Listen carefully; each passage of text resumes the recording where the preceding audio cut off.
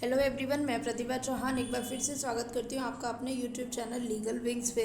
देखिए, जैसा कि आप सभी लोग जानते हैं, आरजेएस की वैकेंसी आ चुकी है। टोटल 120 पोस्ट है, ठीक। और इसके लिए कई बच्चे हैं जो यूपी, बिहार, एमपी, दिल्ली, हरियाणा बाहर से हैं, राजस्थान के हैं। वो लोग तो अपना कर ही रहे हैं और बहुत सारी कोचिंग वगैरह अवेलेबल ले रहे हैं। बट मेरे पास कई क्वेरी आ रही थी माइनर एक्ट के लिए, ओके। तो हालांकि मैंने ऐसा कोई वो किया नहीं है, बट ये जो है, मैं इसमें एक माइनर जो आपके एक्ट हैं उसमें जुवेनाइल जस्टिस एक एक्ट है, उसके नोट्स हैं, वो मैं आपको यहाँ कुछ दिखाना चाहती हूँ। ये आप देख लीजिए, इस तरह के हैंड रिटन नोट्स होंगे और ये बिल्कुल उसी तरह से डिज़ाइन किए जैसे एक स्टूडेंट को प्रॉब्लम आती है एक एक्ट को समझने में। नॉर्मल एक्ट्स तो देखिए सिंपल होते हैं, लेकिन कुछ जो भी लेटेस्ट नए बन रहे हैं, क्योंकि पुराने एक्ट हैं इंडिया इंडिपेंडेंस से पहले बने हुए थे, ठीक है, उनका एक ही फॉर्मेट होता था। बट अब जो लेटेस्ट बन रहे हैं, 2018 की बात कर लो, 2015 की बात कर लो, तो वो थोड़े से कॉम्प्लेक्स टाइप से डिज़ाइन किए जा रहे हैं, ठीक है। तो एक तो सबसे पहले मेरा जो पैटर्न रहता है वो लोग आप जानते हैं, नहीं जानते तो अभी आप इस पीडीएफ को देख लीजिएगा। मैं एक बेयर एक्ट को कम्प्लीटली सिंपल बना दूंगी। आपको कुछ समझ में आए ना आए, वो बेयर एक्ट आपके टिप्स पे हो जाएगा, सिंपल सी बात है, ठीक है। दूसरा हमारे इसमें क्या रहेगा, आप जानते हैं आरजेएस के अंदर पिछले 2-3 साल का आप देखेंगे डेटा उठा के, तो 5 केस आएंगे। कुछ 5 क्वेश्चन ऐसे होंगे जो केस लॉ बेस्ड होंगे। वो ऐसे केस होते हैं जो किसी को हवा नहीं लगती, ठीक है, अनप्रिडिक्टेबल होते हैं, अनसीन होते हैं, जैसे अनसीन पैसेज होता है बिल्कुल उस तरह से होते हैं। तो इस तरह के केसेस के लिए हम लोग क्या करेंगे, हर माइनर एक्ट पे फोकस करेंगे, चाहे वो एनआई हो, पिछली बार 3 एनआई के केसेस आए थे, चाहे वो प्रोबेशन हो, डोमेस्टिक वायलेंस हो, सेक्सुअल हैरेसमेंट हो, हम उसमें एक तो केस को कवर करने की कोशिश करेंगे, क्योंकि अनप्रिडिक्ट होता है, पता नहीं कहाँ से आ जाए, ओके। माइनर एक्ट्स आपके टोटल 10 है। ये मैं स्ट्रैटेजी बता रही हूँ कैसे स्ट्रैटेजी रहेगी आपकी। 10 में से एक एक क्वेश्चन भी आता है तो आपके 10 क्वेश्चन हो गए। 70 मार्क्स का लॉ होगा, 70 में से 10 अगर आपके माइनर से ही आ गए, इनफैक्ट ज़्यादा भी हो सकते हैं, 10 to 15, तो आपको बहुत अच्छा स्कोर हो जाएगा, एक एज मिल जाएगा, ठीक है। चलिए एक नोट्स की ओर देख लेते हैं, बाकी बातें तो आप क्वेरी भी कर सकते हैं मेरा फ़ोन नंबर लेके 9983 80 90 58। 58 मीन्स 58, ठीक।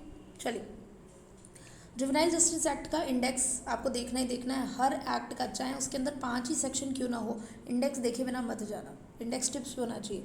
देखिए, इसका इंडेक्स देखते हैं आपको ना, जो कॉन्फ्लिक्ट होते हैं दो तरह की, चाइल्ड से रिलेटेड दो अथॉरिटीज़ जो होती है, एक होती है चिल्ड्रन कोर्ट और एक होती है बोर्ड। तो आपके दोनों के सिंपल, अगर आपको बेस समझ में आ गया तो आपको बहुत इजीली समझ में आ जाएगा कौन कौन सी बॉडी है, किसका फंक्शन क्या है, किस तरह का बच्चा किसके पास जाएगा।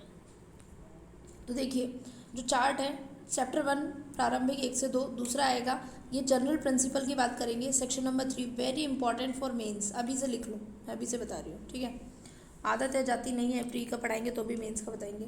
सेक्शन 3 है वेरी इंपॉर्टेंट, इसके अंदर जितने भी प्रिंसिपल्स दिए गए हैं, अगर आप उसमें से फाइंड आउट कर लेते हैं कि ये कॉन्स्टिट्यूशन पर बेस्ड है, ये फैमिली लॉ पर बेस्ड है, ये इक्विटी पर बेस्ड है, वेरी वेरी वेरी इंपॉर्टेंट, बहुत ही अच्छा आंसर आपका बन जाएगा, जो पूरे 12-13 आप प्रिंसिपल अगर फाइंड आउट कर लेंगे तो। नेक्स्ट चलते हैं, तीसरा जो चैप्टर आएगा वो जुवेनाइल जस्टिस बोर्ड से रिलेटेड है, 4 to 9 सेक्शन है। फिर इसका जो प्रोसीजर है, जो बोर्ड है, इसका जो प्रोसीजर है वो कहाँ दिया गया है, चैप्टर नंबर 4 में दिया गया है। अब किसी को जब पता होगा कि चाइल्ड रिलेटिंग टू कन्फ्लिक्ट जो होते हैं, वो उनकी जो प्रोसीजर होती है वो कहाँ जाती है, वो बोर्ड डील करता है। और जो चिल्ड्रन ऐसे होते हैं नीड केयर एंड प्रोटेक्शन वाले, उनकी प्रोसीडिंग कहाँ जाती है, उनकी प्रोसीडिंग कमेटी के पास जाती है, वेलफेयर कमेटी के पास जाती है, ठीक है। चलिए, ये चारों चीज़ें एक साथ आपको देखनी है। फिर उसके बाद आएगा, बच्चे की पूरी प्रोसीडिंग हो गई, उसको रिहैब करवाना है, तो रिहैब के लिए अलग है, अडॉप्शन के थ्रू भी आप उसकी ज़िंदगी बदल सकते हैं। फिर बच्चे के अगेंस्ट में कोई ऑफेंस होता है, मान लो किसी को इलीगल काम में लगा रहा है, उसको ड्रग्स दे रहा है, मार रहा पीट रहा है, तो सारे ऑफेंस चैप्टर 9 के अंदर है, 100% क्वेश्चन आएगा ही आएगा, लिख लो आज ही। मिसलेनियस जो बाकी के बचते हैं वो चैप्टर नंबर 10 है, 100% यहाँ से जो क्वेश्चन है मिसलेनियस में से एक सेक्शन है, वो सेक्शन आप ये इसी तरह से मैं आपको बताऊंगी कि कौन सी चीज़ है, कहाँ से प्रश्न आता है, क्योंकि अब टाइम नहीं है बिल्कुल भी, सर्टेन टाइम तक आपको स्मार्ट स्टडी करके अच्छे से नंबर अपने कैलकुलेट करने हैं। देखो, टोटल 10 चैप्टर 112 सेक्शन है। ये एनफोर्समेंट डेटा है, ये कोई मतलब खास बात नहीं है, सब कर लेंगे, आपको पता लग जाएगा। सबसे इंपॉर्टेंट चीज़ जो मेरे पढ़ाने का पैटर्न है वो देखने का आप यहाँ देखिए। डेफिनेशन जो क्लॉज है सेक्शन नंबर 2 के अंदर, कितनी डेफिनेशन है? टोटल 61 डेफिनेशन है। यहाँ पर जिस तरह से मैं आपको पढ़ाऊँगी, एक एक डेफिनेशन याद होगी, एक एक डेफिनेशन, और वो भी बिना किसी एक्स्ट्रा एफर्ट के। जानते हो क्यों? क्योंकि क्यूब होता है, देखो समझो, क्यूब देखा है कभी? ऐसा क्यूब होता है, उसमें red, green, white, black, yellow ऐसी होती है, और हम लोग जब उसे देखते हैं तो कैसा मिक्सिंग मिक्सिंग सा लगता है, लेकिन जब उसे कोई सॉल्व कर लेता है तो पूरी एक साइड रेड होती है, दूसरी साइड उसकी पूरी ब्लैक, पूरी ग्रीन ऐसे होती है, तो वो इजी दिखता है। तो इसी तरह से अगर हमने इसको चीज़ों को सॉल्व कर लिया, पहचान लिया, पकड़ लिया, कौन सा सेक्शन कहाँ है और किसका प्रोसीजर कहाँ है, कौन सी बात क्या कर रहा है, कहानी की तरह आपने एक बार समझ लिया किसी भी प्रोविज़न को, फिर वो इजी लगेगा। देखिए, चाइल्ड से संबंधित डेफिनेशन में जितनी भी चीज़ें हैं वो मैंने यहाँ पर समअप की है। चाइल्ड कौन से होते हैं? 2 तरह के बच्चे हैं, नॉर्मल, 2:12 में बताया गया है। एक होता है जुवेनाइल, ठीक, जुवेनाइल और चाइल्ड में भी फ़र्क होता है, ये आपको समझना चाहिए। हर जुवेनाइल चाइल्ड नहीं होता और हर चाइल्ड जुवेनाइल नहीं होता है। जुवेनाइल की जो परिभाषा है 2:35 में बताई गई है, चाइल्ड की डेफिनेशन है 2:12 में बताई गई है, ठीक है।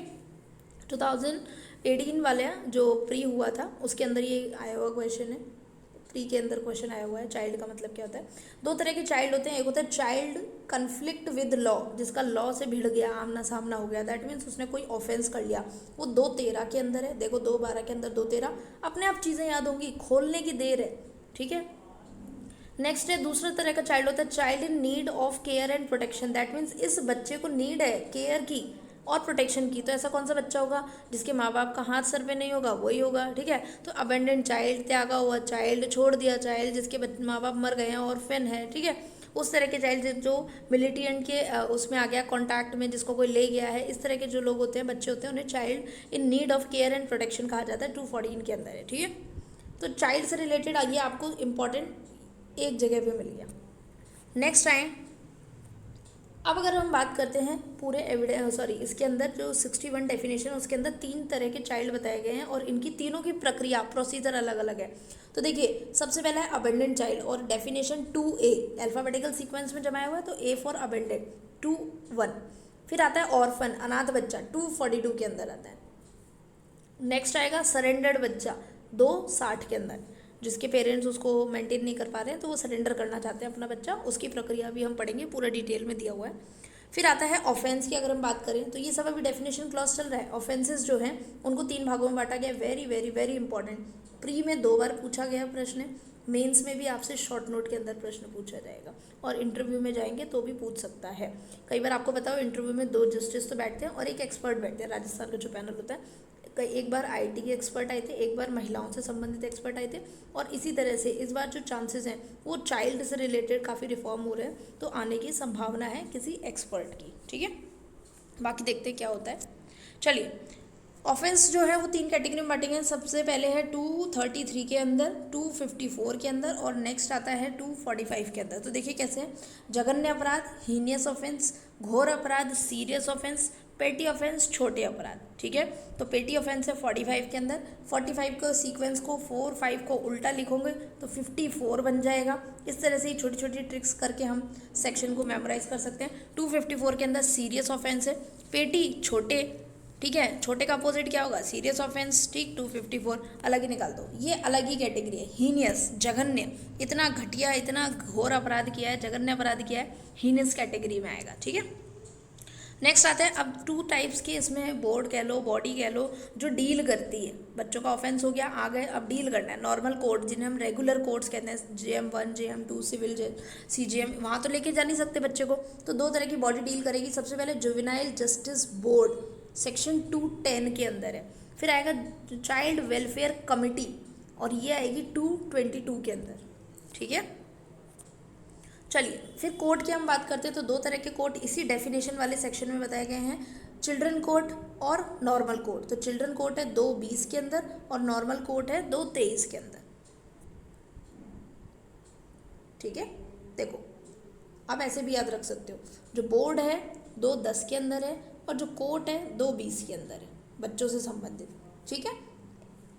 फिर आता है चाइल्ड वेलफेयर कमेटी और चाइल्ड कोर्ट, ठीक है, नॉर्मल कोर्ट।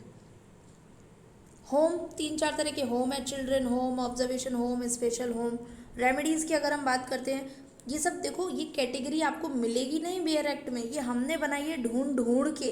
क्यों बनाई है? ताकि इस तरह सीक्वेंस में याद रहे, वरना 61 डेफिनेशन है, आईपीसी में भी नहीं है इतनी डेफिनेशन तो। और अब ये ज़माना आ गया है कंपटीशन का, एक एक नंबर इंपॉर्टेंट है, पता नहीं कब कहाँ से कौन सी डेफिनेशन पूछ ले, ठीक है। चलिए, आई डोंट नो इन्होंने जुवेनाइल जस्टिस को माइनर में क्यों डाला, बाकी है पूरे एविडेंस के बराबर ही है, इंडियन एविडेंस एक्ट के बराबर। रेमेडीज़ में 3-4 तरह की रेमेडी मिलेगी। अडॉप्शन करवा सकते हैं उस बच्चे का 2-2, अगेन अल्फ़ाबेटिकल सीक्वेंस की वजह से। फूस्टर दे सकते हैं किसी को।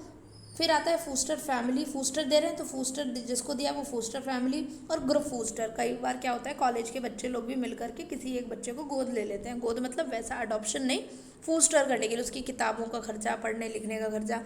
फिर आता है ओपन शेल्टर, खुला आश्रम में भेज देते हैं, स्पॉन्सरशिप भी कर देते हैं उसकी। फॉरेन से आती है ना कई बार स्पॉन्सरशिप, ईमेल वगैरह आपने देखे होंगे, कई बार आते हैं, ठीक है। और कोई ऑफिसर्स की अगर हम बात करते हैं तो किस तरह के ऑफिसर्स हैं? चाइल्ड वेलफेयर ऑफिसर मिलेगा आपको, चाइल्ड वेलफेयर पुलिस ऑफिसर मिलेगा, ये मेंस में काम आएगा सब आपके। फिर आता है प्रोबेशन ऑफिसर भी मिलेगा, ठीक है। प्रोबेशन ऑफिसर को आप प्रोबेशन ऑफेंडर्स एक्ट में भी पढ़ेंगे। अब अगर एजेंसी की हम बात करें, इंस्टीट्यूशन की बात करें, तो चाइल्ड केयर इंस्टीट्यूशन आपको मिलेगा देखने के लिए, और स्पेशल अडॉप्शन एजेंसी, ये 2 एजेंसी मिलेंगी जो काम करेंगी बच्चों के लिए। अडॉप्शन की अगर हम बात करते हैं तो 3-4 तरीके के प्रावधान हैं इसी 61 डेफिनेशन के अंदर जो अडॉप्शन से डील करेंगे। सबसे पहले तो अडॉप्शन की डेफिनेशन 2.2 के अंदर है। देखो, अडॉप्शन की जो रेगुलेशन है 2.3 में बताई गई है। कंट्री, इंटर कंट्री जो अडॉप्शन है 234 में बताया गया है। फिर ऑथराइज्ड फॉरेन अडॉप्शन एजेंसी 2.6 में बताई गई है, क्लियर। फिर उसके बाद जो है प्रॉस्पेक्टिव अडॉप्टिव पेरेंट्स जो हैं 249 में बताए गए हैं। स्पेशलाइज्ड अडॉप्शन एजेंसी जो है 257 में बताए गए हैं, ठीक है। तो देखो, अडॉप्शन से संबंधित डेफिनेशन में ये सारे प्रावधान हैं। इस तरह से आप लोग करेंगे चार्ट बना बना के, और कहीं से नहीं भी पढ़ते तो सेल्फ स्टडी के लिए भी सीख लीजिए। ऐसे पढ़ोगे तो आपको प्रॉब्लम ही नहीं होगी, एक ही जगह पे सब कुछ मिल जाएगा, और यहीं से थोड़ा थोड़ा मेंस और लिख लो, मेंस का भी तैयार हो जाएगा। चलो, इसके बाद जो अदर इंपॉर्टेंट डेफिनेशन है जो हमने इसमें इंक्लूड नहीं की हैं वो है बेगिंग, मेंस में आया हुआ क्वेश्चन है, ठीक है। आफ्टर केयर का मतलब क्या होता है? जब उसकी पूरी वो हो गई है, टाइम भी पूरा हो गया, तो वो जब वो नॉर्मल सोसाइटी में बाहर निकलता है तो उसके लिए भी प्रावधान है। उसके बाद है बेस्ट इंटरेस्ट, ये आपका देखा जाता है, कोई भी कोर्ट बोर्ड जब बच्चों से संबंधित फैसला सुनाती है तो बेस्ट इंटरेस्ट देखा जाता है, और ये पूछा जा चुका है प्री के अंदर।